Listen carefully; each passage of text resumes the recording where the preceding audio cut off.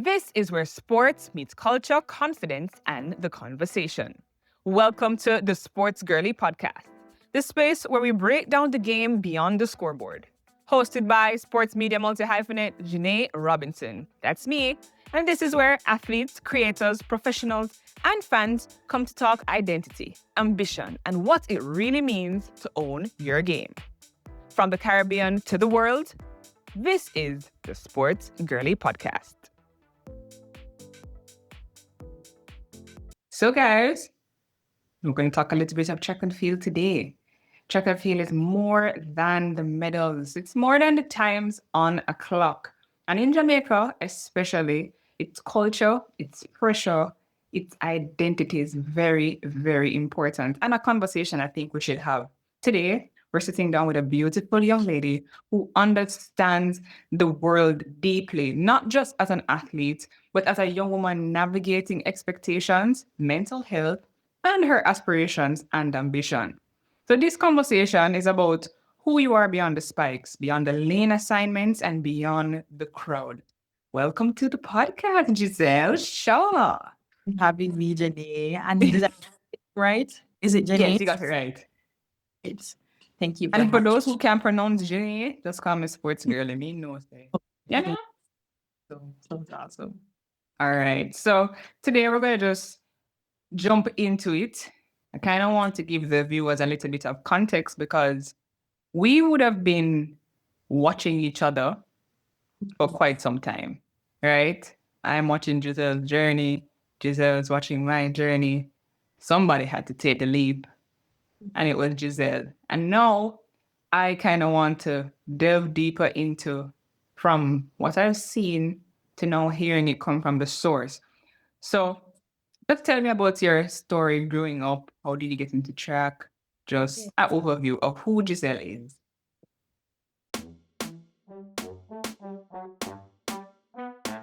So I did a lot of reflecting, and I think a couple memories came to mind. And I think the first one that I think really could start the story would be I grew up very poor. And to emphasize on that, I remember just coming home from training, like, when I was younger, and, there wouldn't be any food to eat, and I would have to wake up and, still continue the journey because, my mom was a single mom.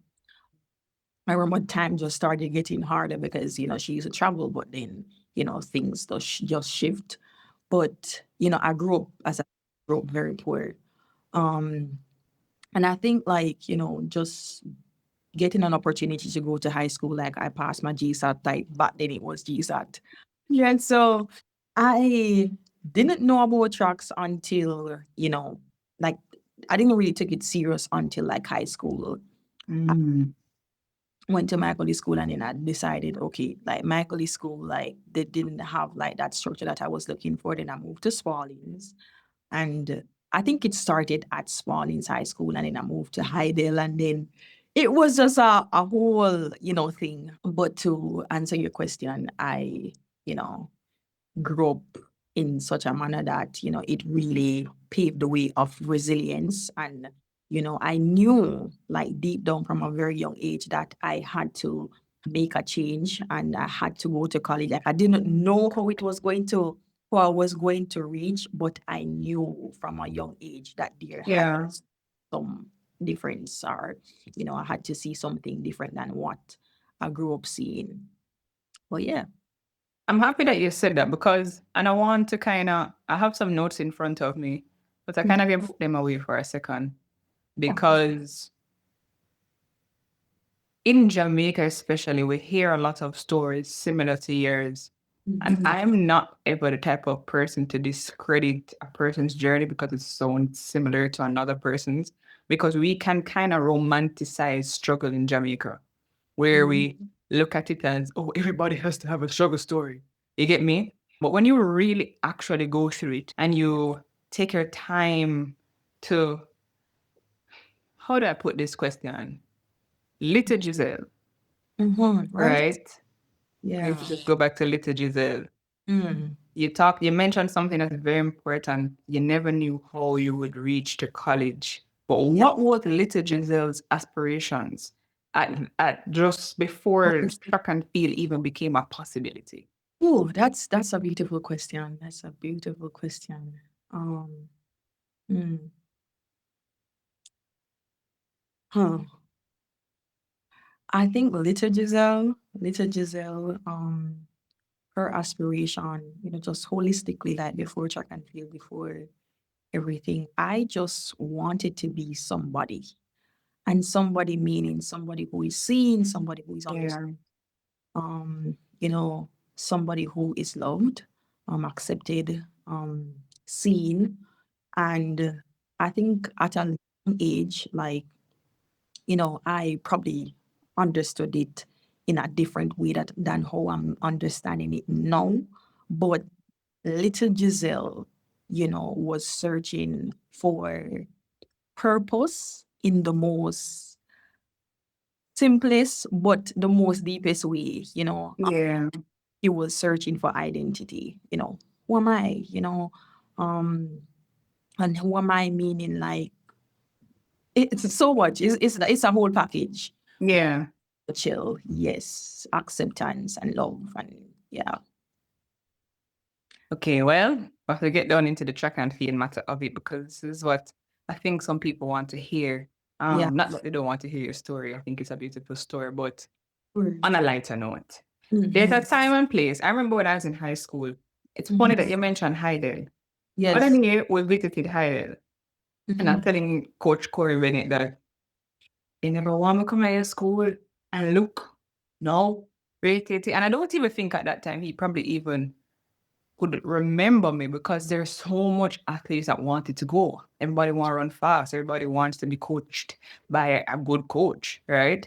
But what race or what moment in track and field made you look at it and say, okay, this is serious. Like, this is something I have to take serious because this is my gateway out. Um, I'm gonna be very honest. I think that the wake up call came when I was at Spalding's, when I was at Spalding's ninth grade, when hey, this is really, I think like I can really get my visa. I can really get a scholarship. Like, girl, let's get this thing rolling. Like, you like start doing some extra work. I think at Spalding's, and then when I moved to Hyden, like it just created the dog in me. And when I said the dog in me, like it created something that I didn't even know that I had. Like Yeah, I was going on the track, like just running and competing, not, focusing on my lane. Not in a, I think it just came naturally because I started like trusting myself more because of the training that I was getting. yeah. Not so much of, yeah, know who I am, like just, I don't think I was at that place, but there was just a raw competitiveness within me that rised when I went to Heidel. So I would say grade 9, and when I went to Heidel, I started really taking it serious, like to that extent. I love that. I love that. In Jamaica, when you grow up, track is almost seen as like religion. Just me. So, you know, did that kind of inspire, or what should I say? Mhm. Because of how much we focus on sport, especially when you get into it, Yeah, and you tell me, say, the dog in you was birthed, yeah. was track intimidating at any point Oh in your my God, career? girl, I suffer. I think that, and I think at that time I wasn't able to identify it as depression and anxiety. Mhm. I suffered like consistently with depression, and that constant like comparing myself, wanting to like just craving the light from the sports. I think the anxiety came, okay, this is going to tell me who I am. Mm. This is what's going to tell me. This is what's going to put worth on me. You know, Mm. and because that was my world, like that's how I looked at it. And the moment like I didn't stood up to the expectation, or you know prove that person wrong, like you said that I couldn't do this, but then I'm doing it now, like that's where the pleasure came from, and that's where all Nice. depression and the anxiety came as I was Because you're fighting. focused on, proving myself, getting that light. Um, but yeah, like that was me in high school for sure. Yeah, yeah, yeah. I can relate to you about when it comes down to high school, but for me, Mhm. was came on more with injuries. Because Yes. here's the thing. You see, and I don't think we talk about it a lot, especially as females. Yeah. Every month we experience 365 emotions. So that is one thing alone. But Mhm. when you have a passion for something and it's not coming up to your expectations, it is extremely frustrating. You speak about the anxiety, you speak about the depression, as in obviously now with more knowledge, you're Mhm. aware of what it was. But at that time, what do you use to cope? Like, I can just imagine for me, my boss for everything, like everything. So I can imagine like you kind of trying to figure out what am I feeling? I can't really cry around all these girls. I can't really, how did you manage? I think that I think that I'm gonna go with the first thing that comes to mind is, and I'm gonna be very a little bit vulnerable. I think it's boys, and not boys as in promiscuity, but I think that was my escape. You know,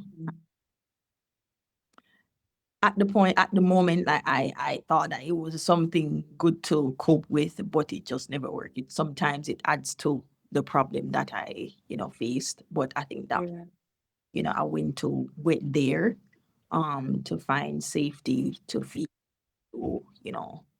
um Yeah. space kind of, still reinforce what I'm looking for, interact and feel, feeling seen, feeling understood, and achieving, that love and that acceptance. Um, Mm-hmm. but yeah, boys. It's crazy. Yeah, I that's can relate to that because there's something boys process sports differently, and it's not that. and not honestly, I mean boyfriend. Like, boyfriend. Hmm? Boyfriend. I didn't mean like friends. But like intimate. No, you mean like friends that are boys. No, You mean like boyfriend. boyfriend. Oh, okay. Well, even in that respect, I think I can still go along the lines of what I'm saying. Mm-hmm. You see, and it's the beauty of growing up, It's me. right? Mm. And when you're at that age, I think we don't have these conversations a lot. And I'm really happy that you said that because people don't know how much thoughts are going through your brain when you're figuring out yourself. You're figuring out if this career makes sense. And parents love them going to bed, but they're not the easiest person to talk about when all they care about is your academics, right? Oh, yes. And Feel that. there's sometimes when you will use a boyfriend Mm-hmm. or as how do I say this? Like an escape Yeah. because I'm trying to take my mind off of it, not knowing the side effects of it. Because this is when now as a big girl, obviously we know we have to pick the right partner because them thing they, blah blah blah. But at that age, you just really want somebody to talk to. And girls, I've learned that girls can be the hardest critic on girls. Yes. Sometimes for people who experience similarities in lifestyles, we are very critical of one another. So I completely understand where you're coming from because that can be extremely frustrating when you're really just trying to figure out yourself, right? But that shifts me to my next topic. We delve a little bit deeper, and this is the mental health aspect of it, right?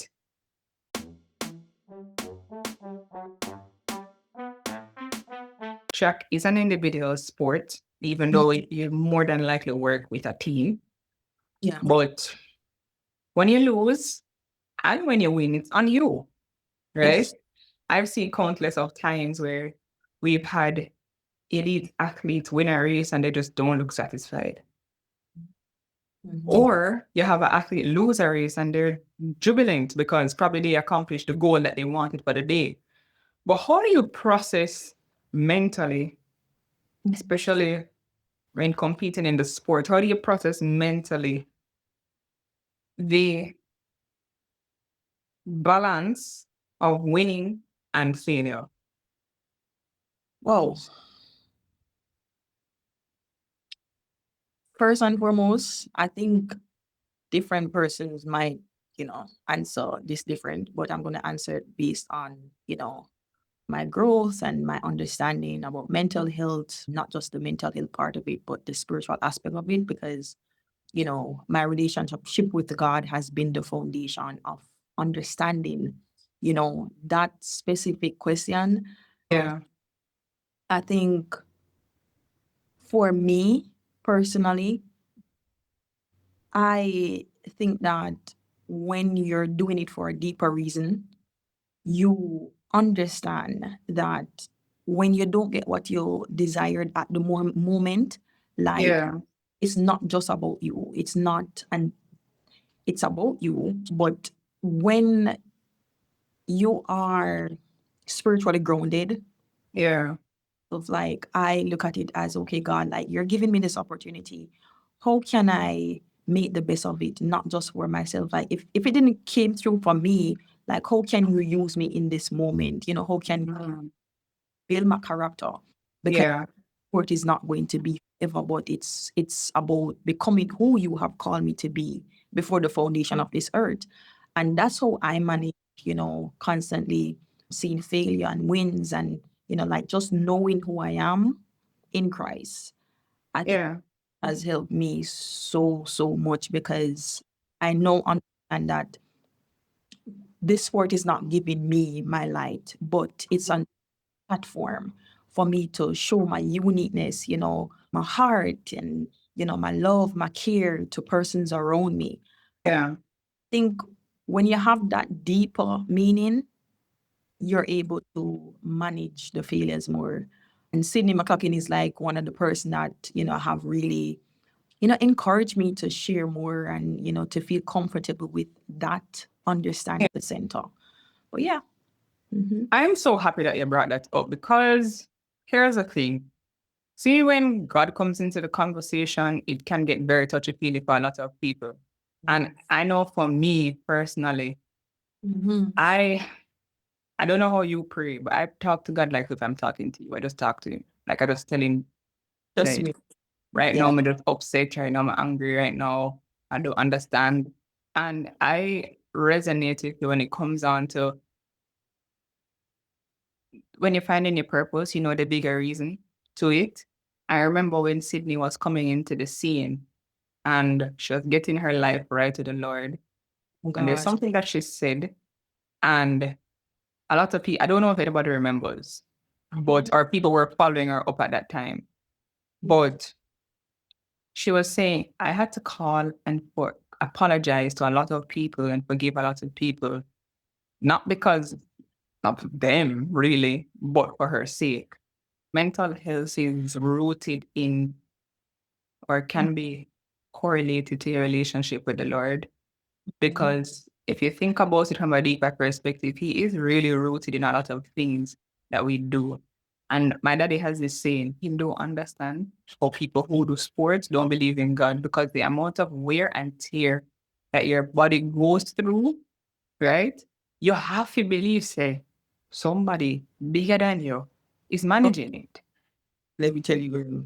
Yeah. And I want to know from your story or your POV, and this is not the glitz and the glamour. I'm talking about the Giselle when locked up in her room and her brain feels like it's constantly running, right? How do you manage? Mm-hmm. And currently, or in the past, like tied I into. want to know currently, well, both, Oh, right? How do you manage to kind of silence the noise that's going on in your head? Because there, here's the thing, sometimes training can be really good, but you just don't feel good. yeah. Sometimes you feel great and training is terrible, right? So how do you manage that? Like, how do you draw back to your core and say, God, you promised me all these things, but it don't really look like it's happening right now. Like, Oh, talk to me about that. good one. Like that's a good one. I think first and foremost, like to be simple. I think it's my testimony, how I've always seen him come through when it's the right time. Not Yeah. time, but when it's the right time. And I think that, reflect like there are times when I'm girl, like there are times when like it reached a point where I'm like, God, like this don't make any sense. Like I can't understand why it's not happening. And you start there are times when you go into the mode of comparing, not into a bad comparing, like, oh, you're bad mind. But I said, God, like Oh, them yeah, do you for them and not do it for me? me, them not prayers, and it's like you start. I think when my brain start to go into the place of comparison, then I realize that okay, Giselle, you need to start going back to the truth. What they Yeah. and what is he doing personally in your personal story? It's not about anybody else's story. It's not about anybody else's journey. What is he doing in the moment? So I Yeah. reflecting on the times when he showed up, when I didn't even think that he would, and constantly praying and seeking him, like veil off, like, God, this is how I'm feeling. Like I'm feeling sad because, I've been waiting a very long time, like just being vulnerable in his presence. I think that Mm. has been my prayer and understanding who I am and my deeper calling, not just for now on earth, but eternally. Just the whole perspective of understanding that this is the physical life. But if I understand the truth about who Christ have called me to be, like I have to stand on that truth. I Without agree. without I have to stand on the truth and allow it to lead my every path, failure Yeah. and wins. For sure, for sure. I want to touch on social media Mhm. because in our day and age, have you ever heard when adults talk about social media? Well, not that we're not adults, but you know, But oh, older adults talk millennial, about like it's something that is ruining our generation. I think whereas it has positives, it has negatives, and it can force us to compare our bodies, can force us to compare the deals we get. Are we accomplishing success? Well, whereas we see somebody else probably getting deals that we're not getting. Has it ever really affected you? I think unconsciously, because I'm not gonna talk like I'm perfect because girl, like there are times when you go on there and it's like an automatic thing, you know. Mm, And especially I think many of us still have child wounds that we're still dealing with. And sometimes it shows up just without alert. Like it doesn't alert you when it comes up. But yeah. I personally deal with it with again, knowing who I am. Knowing who I am have really been a shield to not allowing those thoughts to become my reality. Because the thoughts do come, but I do not accept them as true. Mm, I do not feed on them. So I would say just going on there with and yeah, I think that's how I manage the positive because as I think there are many negative things on it, but there's so much positive like things on it that help you, you know, yeah, like it's a balance, just balance. Here to college at Liberty University, and there's something beautiful about experiencing college outside of Jamaica. For me, I went to University of the West Indies, started in COVID, but experiencing college abroad, now you're facing cultural stereotypes, you're facing a lot of peer pressure, temptations, more boys, yeah. more things to lead you astray, Mhm. right, from your purpose. And university is a whole different world. It's almost like experiencing something different from real life, It right? is. How were you able to manage your principles and morals in a completely different environment? Okay, that's a good one. And I have to make a little bit of shift. Okay, so I went to Suno first, Mhm. not a private school because Liberty was a private school. Yeah. I did my master's at Liberty. So let me tie in a little bit with the year. Mhm. Went to Suno. The program was terminated there. Then I went to Indiana Wesleyan University. That's where I did my bachelor's degree. Mm-hmm. And then Liberty was my last university where I did my master's degree. Nice. What did you do it in? So I did it in public health. So my master's in public health and my bachelor's degree is in psychology. We love a multifaceted girl. Girl, let me tell you, I really chose my degree based on, my desire. But yeah, so to answer your question, I wasn't a Christian when I just moved to college. It was a lot of pressure. I was partying, I was drinking, I was doing all of the stuff. Like I was out there. Yeah. Was out there like, I was living the college life regarding the I want to use the right word. Because I was around a lot of Jamaican. So I didn't experience that stereotype like that racism or let's put it at that. Mm-hmm. At my first college, I think that for me, at my first university, that woke me up because I expected to feel comfortable and loved while I was growing my own culture, but that's where I got the most. Oh my gosh. Like I went down into deep depression while Wow. grown my own. I'm telling you the truth. And I remember just a little, I don't want to stretch it out, but just a little reflection. Like I remember a guy one night we were at a party and he was like, "Who are you? Like you go on more than where you be." And he asked me the question, he said, "Who are you?" And I could not answer. Wow. Who are you? With feistiness. And he was like, "Who are you? Like, tell me who you are," like with question. And I Yeah. think that shook me up and I went into deep depression. I'm like, I'm putting on the here, I'm putting on of this. Like, why can't I be enough? Yeah. Yeah. And the girl that changed my life, like that's when I found Christ. And I moved to Indiana and that was a private, that was a Christian school. Mm-hmm. Most of my teammates was white and Black Americans. And I'm telling you, that groomed me. It taught me how to use my talent plus, stand in my identity and know who I am. Um, Yeah. it was, a lot of shift, but Liberty and Indiana University was the place that really groomed me and, pushed me towards, integrating my faith, my career, and just who I'm meant to be aside from the sports and aside from the pain and the struggles and all of that stuff that, pulled me down and lied to me about who I am. Yeah.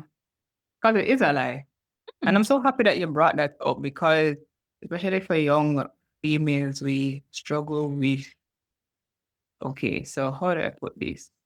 And I think it's something I'm also still working on, where we struggle with the ideology of serving God as boring. So we want to stick to the worldly stuff. And don't get me wrong, living it up is nice. Trust me. Oh, And, but it has consequences. And this kind of leads me into who, when the weight of the world gets hard, who do you talk to when things get heavy, apart from God, right? Who do you talk to, like an accountability partner that helps you through these emotions? Because that also can aid or decrease the depression that you're in. beautiful friends. And when I tell you beautiful, like they are like sisters. Like, I don't know. Like just talking about them, it brings so much like joy to my heart because those are girls where I can sit down and I can, take the veil off and say, "Sis, like this is what I'm going through." And they're gonna look at me and they're gonna tell me the truth and they're gonna lift me up. And I think one of the most beautiful things is that they take the time to understand me, and No judgment. no judgment, no competition, just pure love. And I feel that, they express it. And yeah, that's that I have, one of my beautiful friend, Tanashki and Kezia, like I have two Christ-centered friends that really push me towards God, push me not just towards the word, but, things that I need to get done to make sure. Beautiful. that I'm standing right mentally and physically, emotionally. Yeah. Do you think that in Jamaica, we're talking a lot about foreign, but let's just draw back to this little island.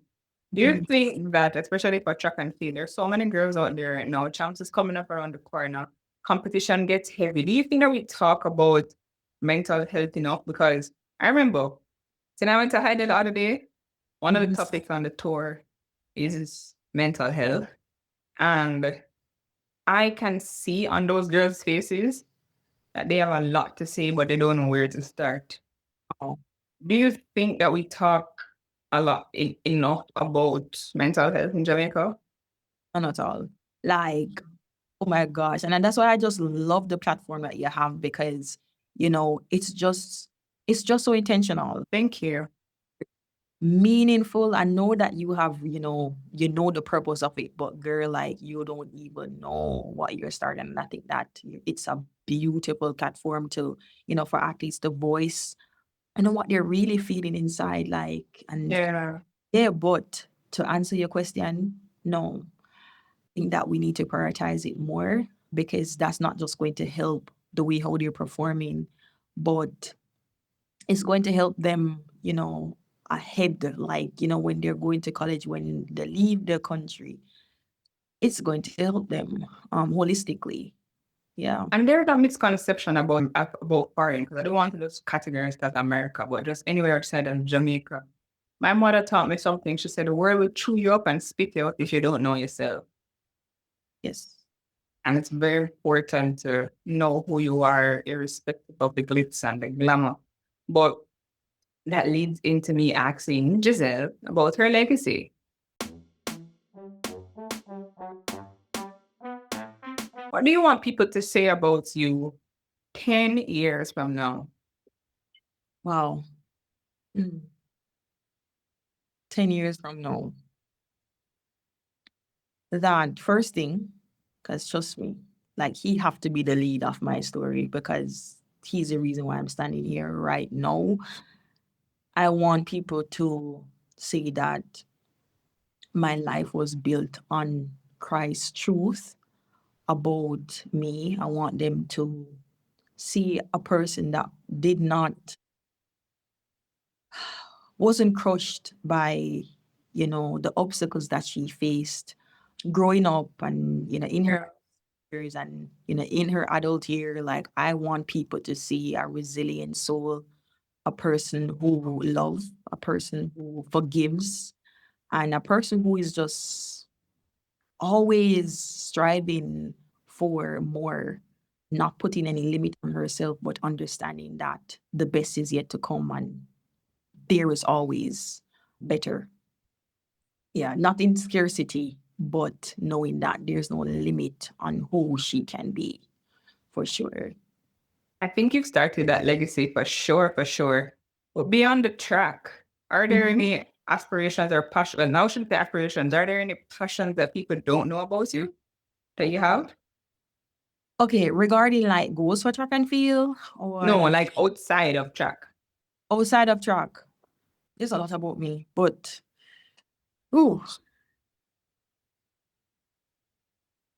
and in the aspect of like just holistically, like the fun part or what, like Just holistically, like, what are some of the things for me? I can say a lot of people don't know I like agriculture.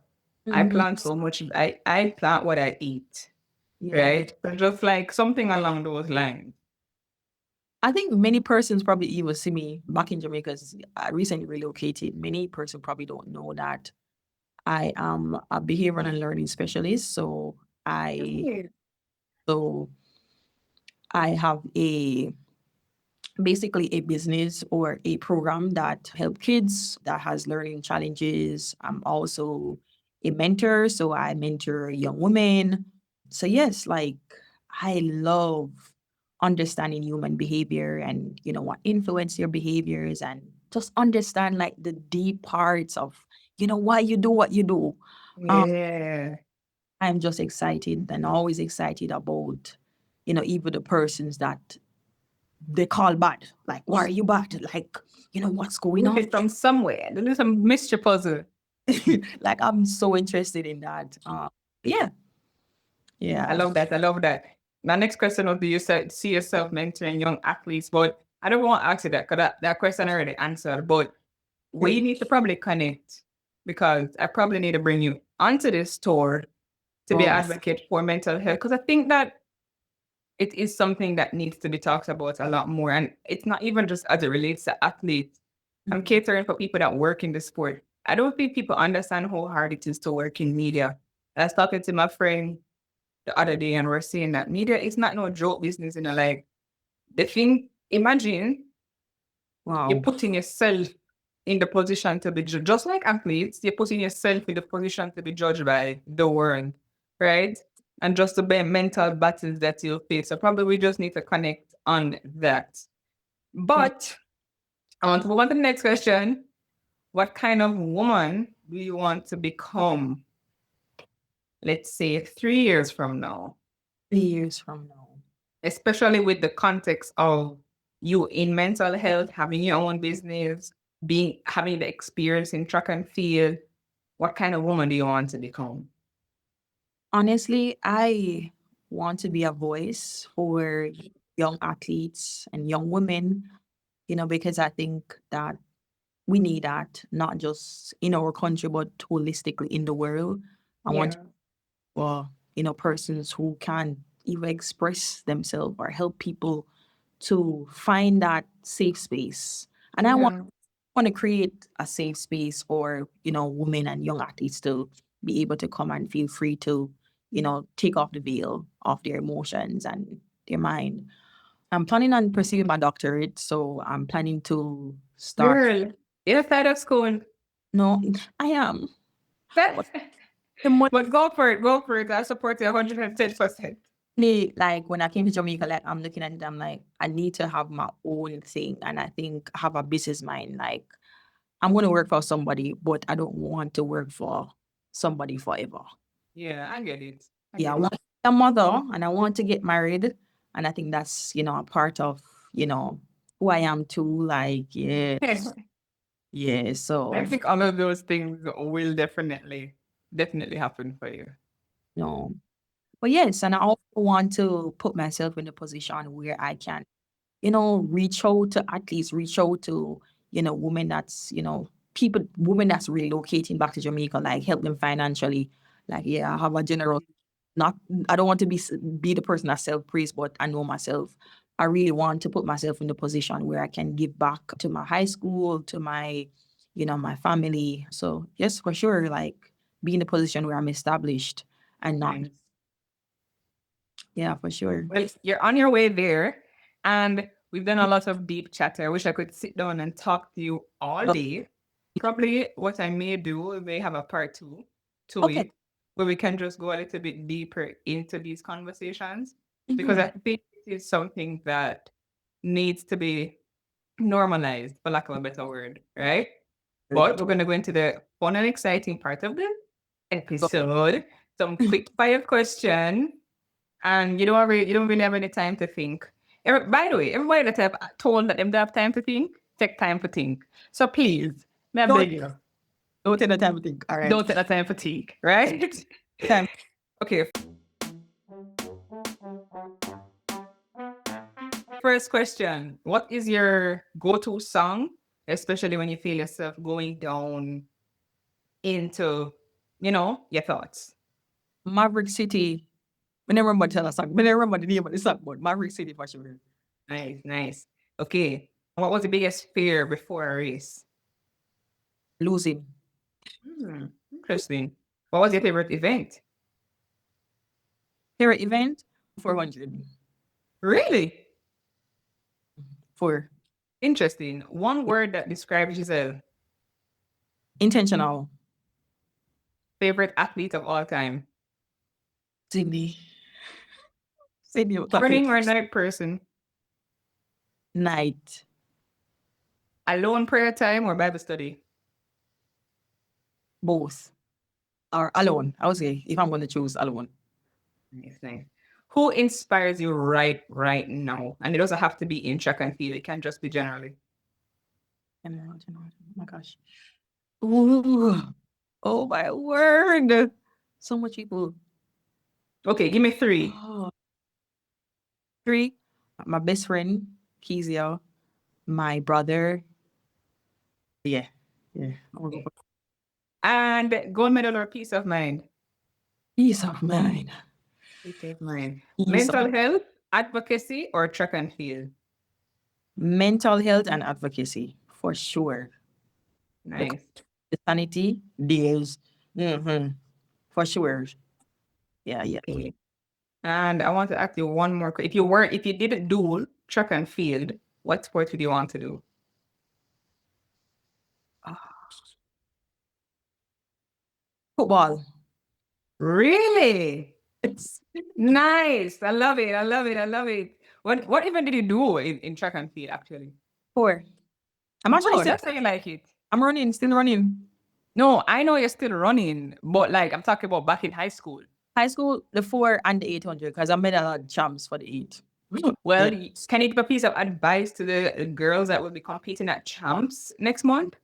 I would say trust your training, trust that you have done enough to prepare for this moment. Just focus on your lane. Have fun, focus on your lane and trust that and make what I put it, talk to God. You know, come in some agreement with God. Like God, like you're not how would I put it? You're not trying to bait God and tell him to give you this and if you give me this like that, but Yeah. Genuinely. genuinely, because I believe that's how I got a medal at jobs. Like my last year, I'm like, God, just give me a third, just give me a medal and I give my life to you. And he's gonna keep you on his word, but you know, yeah, communicate to God and let him know that okay, you're about your business, but you're also about his business because Yeah. it's about your soul and your salvation. So yes, talk to God and put him first and have some All fun. right. Three more questions, and then we're gonna close. If Yeah, track disappeared tomorrow, who are you? I'm a child of God. Lovely. I asked you gold medal or a peace of mind, but I'll ask you this. Yes. What is something that you're looking forward to in the landscape of track and field? I know this year is our off year-ish, but what are you looking forward to? I'm really looking towards running 51 and I'm gonna keep myself there because I think that I am capable to do it. I just need to find a way to express the speed and the strength that I have. But for sure to run 51, because I think that when your aim is to run a particular time, the time opens door for you. Yes, to run a personal base, and the aim is 51, but a PB would be, a blessing. If there was one piece of mental health advice that you would give to Jamaican athletes, what would it be? Do not normalize anxiety. It is a steal of joy, and it doesn't help your performance.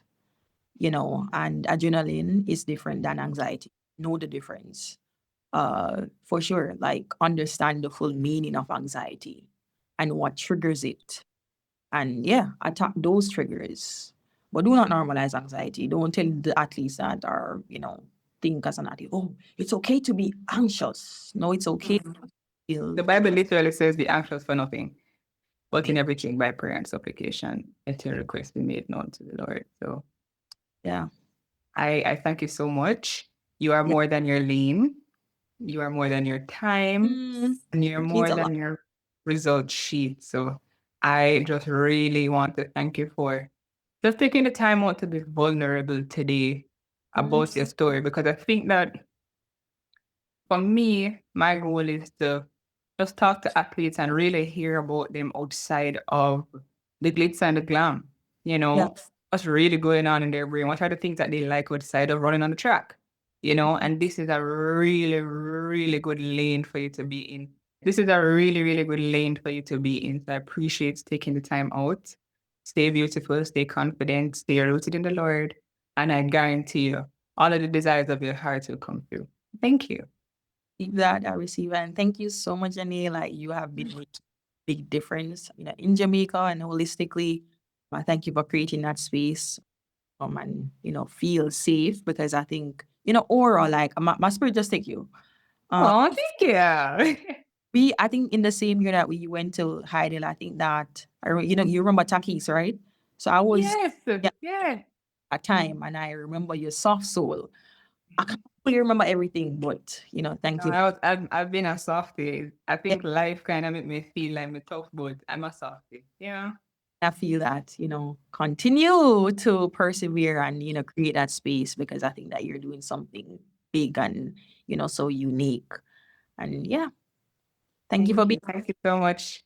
And we will catch up. Part 2 will be coming out soon. Guys, so stay tuned to the Sports Girlie Podcast. It is going to be one for you to watch. You don't want to miss it. That was the Sports Girlie Podcast. If this conversation spoke to you, don't keep it to yourself. Share it, subscribe, and leave a review. Follow us on all platforms at The Sports Girlie for more conversations that go beyond the game. Until next time, stay confident, stay evolving, and always own your game.